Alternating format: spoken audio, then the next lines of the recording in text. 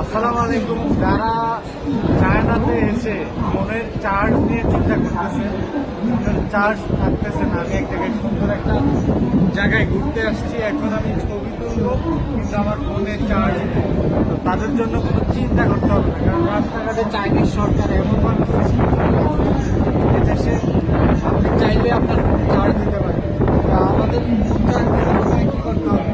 কাজ আপনার প্রথমে আলিপেতে ঢুকতে হবে, আলিপেতে ঢুকে স্ক্যান করতে হবে। স্ক্যান করলে এখানে সিস্টেম আছে, আপনি প্রথমে এই জায়গায় একটা ডিপোজিট মানির মতো রাখতে হবে, যাতে আপনি এটা হারায় না ফেলেন বা ফেলে না দেন। ডিপোজিটটা রাখবেন, তারপরে একটা পাওয়ার ব্যাংক আপনি পাবেন। 50 টাকা একটা ডিপোজিট রাখতে হয়, যখন আপনি পাওয়ার ব্যাংকটা ফিরে দিবেন তখন টাকাটা আবার চলে আসবে। আমি আসলে আমার এখন লাগতেছে না দেখে আমি দেখাতে পারছি না, কিন্তু এটা খুবই ইজি। এই যে মোবাইলের আপনার নাম্বার দিয়ে আপডেট করতে হবে।